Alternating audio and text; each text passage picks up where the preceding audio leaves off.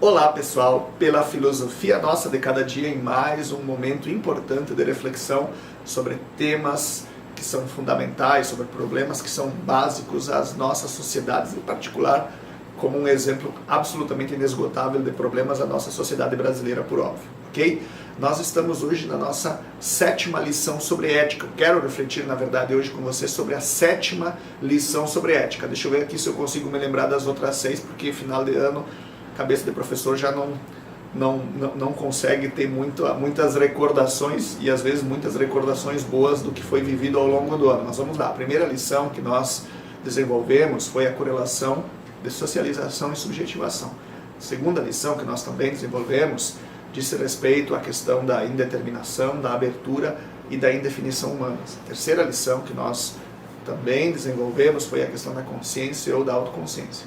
A quarta lição sobre ética que nós já refletimos disse respeito à questão dos outros. A quinta lição disse respeito à correlação de liberdade e moralidade, a ligação umbilical de liberdade e de moralidade. E a sexta lição que nós vimos, ela dizia respeito à responsabilidade moral. Lembrei, ok? A 7ª lição que eu quero refletir com vocês, ela foi inspirada nas minhas leituras do Jean-Paul Sartre, ok? E eu vou intitulá-la aqui para todos vocês no seguinte sentido: não se pode fugir do mundo, não se pode fugir de si. Ou, por outras palavras, não podemos fugir da sociedade e não podemos fugir da consciência. Okay? O Sartre tinha um pressuposto fundamental, principalmente no que diz respeito a uma crítica aos grandes sistemas filosóficos que se ramificaram em grandes sistemas totalitários no âmbito prático, ou que se degeneraram exatamente em sistemas totalitários no âmbito prático. Vamos pensar aqui no nazismo alemão, no comunismo russo, enquanto dois representantes fundamentais de grandes sistemas ao mesmo tempo filosóficos e práticos. O nazismo alemão levando à extrema direita, o comunismo russo à extrema esquerda, e na verdade aproximando-os em termos de uma barbárie sem limites, ok? De uma perspectiva de massificação, unidimensionalização e reificação da vida humana sem nenhum limite, sem nenhuma moderação. Então o Sartre sempre insistia contra essa perspectiva do grande sistema filosófico e ao mesmo tempo dos regimes totalitários no âmbito prático-político, em favor da liberdade humana, de uma subjetividade aberta, capaz exatamente sempre de inovação pelo seu caráter indeterminado, pelo seu caráter indefinido, pela sua liberdade absoluta, por outras palavras. Então me inspirei muito nessa ideia de uma liberdade absoluta que demarca a condição de todos e de cada um dos sujeitos humanos em qualquer momento do espaço e do tempo históricos. Em qualquer momento, repito mais uma vez,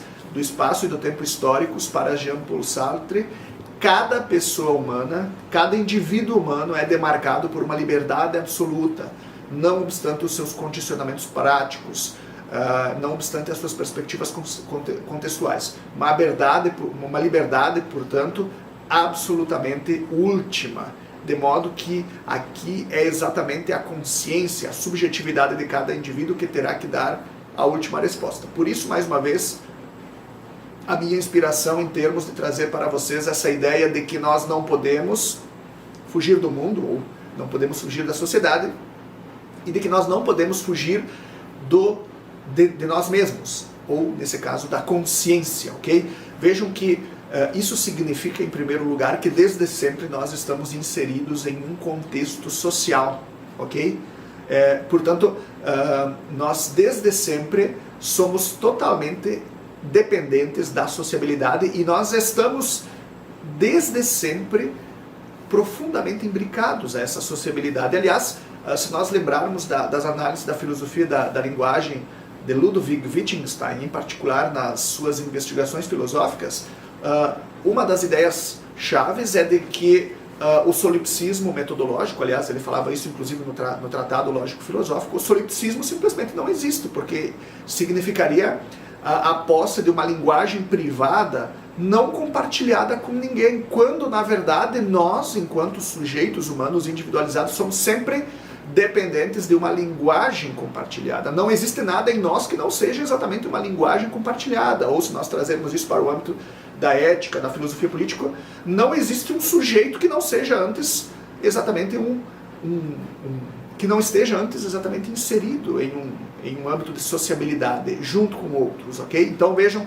para começo de conversa, não podemos fugir do mundo, não podemos fugir da sociedade, porque nós somos, desde sempre e para sempre, sujeitos sociais, sujeitos inseridos em uma dada forma de ser e estar no mundo, em uma dada intersubjetividade vinculante com caráter normativo, ok? Então, desde sempre nós agimos com base nos contextos antropológicos nos quais emergimos e que regulam, então, o nosso comportamento enquanto subjetividades. Lembrando que isso não significa, e não se pode, inclusive, conduzir desse modo, não significa o fato de nós sermos seres sociais, que nós não temos uma subjetividade autônoma.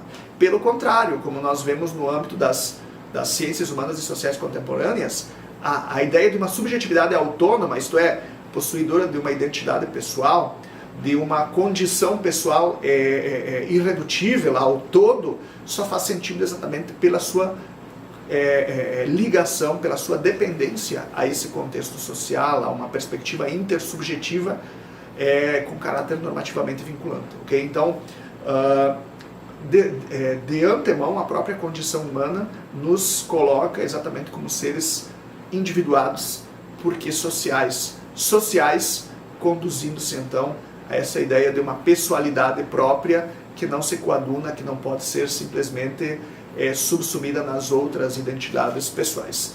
E como consequência não se pode fugir de si mesmo.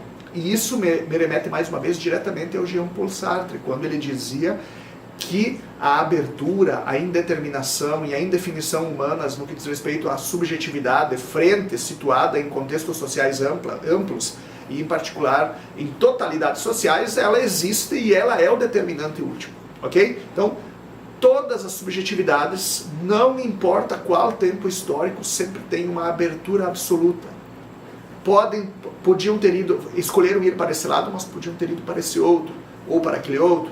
Enfim, sempre há uma abertura última que permite que cada sujeito tenha que dar exatamente uma decisão última sobre os caminhos da sua vida. Por isso, a afirmação de Sartre de que nós estamos condenados a ser livres. Ou seja, sempre teremos que escolher, não obstante o contexto onde estamos, de modo último, quais os caminhos que nós teremos. Okay? Então, isso significa, no caso da nossa lição, exatamente essa ideia de que nós não podemos fugir de nós mesmos, isto é, da nossa própria consciência. Nós podemos negá-la, obviamente, mas sempre numa relação de si para consigo, em que essa consciência é tematizada de modo último. Portanto, nós não só estamos inseridos em uma sociedade ou em contextos intersubjetivos dos quais nós não temos como abrir mão. Lembrem do Wittgenstein, uma linguagem privada simplesmente não é possível, porque não existe nada privado, tudo é exatamente intersubjetivo. Nós não só, portanto, não podemos abstrair dessa nossa umbilical ligação social, desse nosso enraizamento básico em um ambiente antropológico intersubjetivo com caráter vinculante, com caráter normativamente vinculante.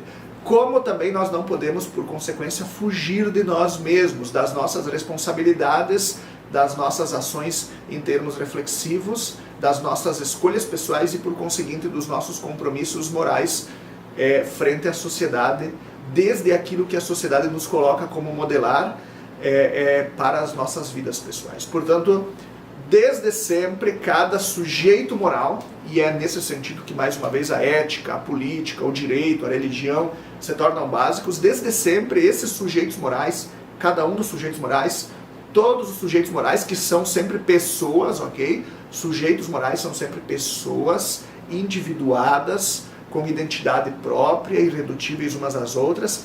Desde sempre essas pessoas jurídicas, morais, políticas, têm de trabalhar a partir da sua subjetividade, têm de responder pelos seus próprios atos, frente exatamente a uma coletividade na qual estão inseridas. O indivíduo não pode abrir mão exatamente da sua individualidade. Isso significa que cada pessoa humana não tem como abrir mão das suas responsabilidades recíprocas, das suas responsabilidades específicas situadas socialmente.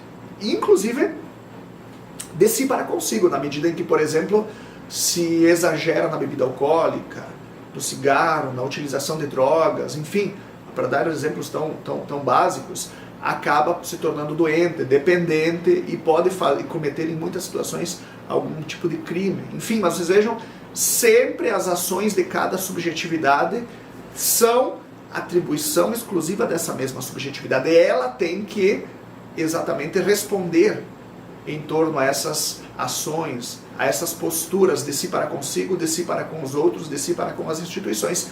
E nesse sentido, nós, desde sempre, parafraseando Sartre, estamos condenados a sermos seres sociais e, ao mesmo tempo, de termos que responder socialmente e, às vezes, obviamente, em termos psicológicos, por aquilo que nós fazemos enquanto pessoas com identidade própria, com individualidades situadas sempre e para sempre nesse contexto social, ok? Até a próxima lição sobre ética.